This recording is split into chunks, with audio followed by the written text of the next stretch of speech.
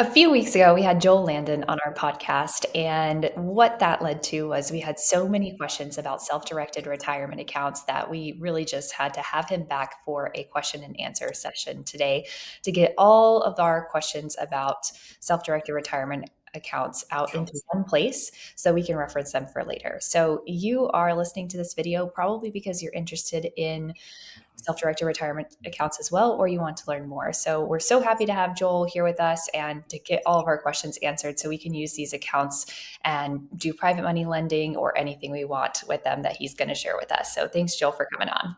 Yeah, happy to be back. Yeah, thanks, Joel. I'm excited to dive more into this. I think it's going to be super informative and helpful for everyone. So thank you. Of So course. let's start at a very high level here for self-directed retirement accounts. So the very first question for anyone listening, just so everyone can level set here, is what exactly is a self-directed retirement account? Okay, so a self-directed retirement account is a retirement account where retirement funds are held that you can then invest in alternative assets.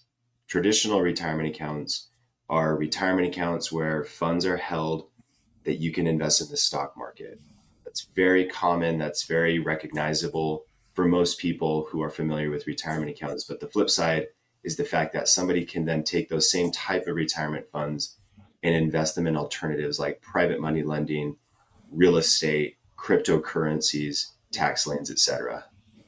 Okay, perfect. And what types of self-directed retirement accounts exist exactly?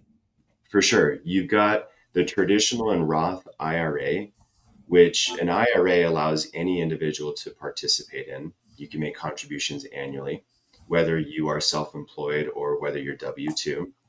You've also got the solo 401k or the one participant retirement account that's designed for the self employed individual that allows them to make contributions, kind of like the IRA, but bigger contributions. Both of those, I should say the traditional, the Roth IRA, and the solo 401k, allow the individual to invest in alternative assets. There are also a couple of other type of self-directed retirement accounts that are less common, and that is the educational savings account, which is a custodial account. It's a tax deferred account. It allows you to make contributions and even self-direct and grow that balance with the intent ultimately to benefit a child and their education savings expenses, I should say, educational expenses.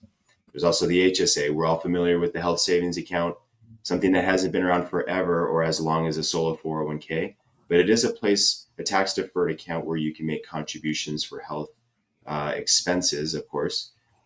Great tax benefit, but at the same time, you can actually have that money custodied and the assets within it so you can invest in alternative. Less common in the self-directed space. Balances are typically lower because the contribution limits are lower, but they are out there in the marketplace. Okay, so a lot of options here.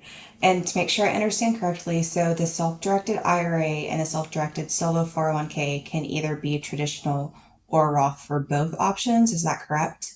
Yes, so it's really important to note that on the solo 401k side, the way that those accounts are designed by Internal Revenue Code, they allow the participant or like the beneficiary of the money within it to actually hold a combination of pre-tax, Roth, and after-tax funds. So all of that can kind of float around inside the one solo 401k for the one participant. On the IRA side of the house, you have a traditional IRA and a Roth IRA. Those, there's a hard line in between both of those. So a Roth IRA cannot at one point hold traditional or pre-tax retirement dollars. It would have to go from a traditional IRA, which is pre-tax funds, converted and moved separately into a Roth IRA. Or organically, you can just make Roth contributions to a Roth IRA. So IRA side of the house, very separate, very distinct accounts. Solo 401k actually allows you to hold all types of funds, whether it's pre-tax, tax-free, tax-deferred. You could hold all of that in the one solo 401k. Okay, perfect. And just as a reminder, can you just remind everyone the differences between a Roth and traditional, like what that actually means in real life? Of course, yeah. So the traditional funds, if you will, retirement funds, are pre-tax dollars. They are funds that have been contributed to the retirement account itself prior to any taxes. And it's also referred to as, tax deferred retirement funds. Ultimately, it just means that the individual has the luxury to grow that money and not pay any tax on it until distribution, which is typically around 59 and a half. And of course, depending on your tax strategy, your taxation at distribution could look very different, especially if you're a high income earner and you're making those pre tax contributions, if you will.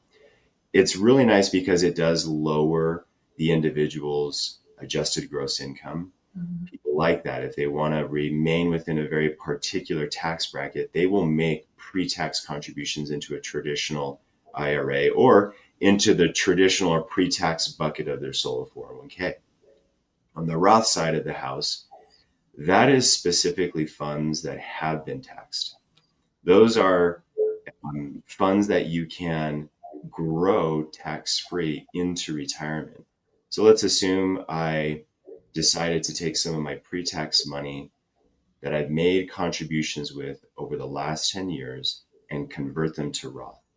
It makes sense for me today to take on that taxable burden during the conversion process and pay the tax on that amount according to my taxable bracket, right? Then I know for the next, let's just say hypothetically 15 years, I decide to grow that converted Roth retirement fund in real estate or in private money lending, and it grows exponentially. At retirement, because those funds are Roth and all of the earnings are then Roth, I get to take distributions at retirement tax free. So there's a lot of luxury in investing Roth funds because all of the funds, including the gains, are going to be tax free at retirement. There's a lot of strategy that can go into that whole process that we haven't even touched on yet, but those are the two distinctions. Hey there, it's Andrea. If you enjoyed this video, hit subscribe so you never miss another one. Thanks.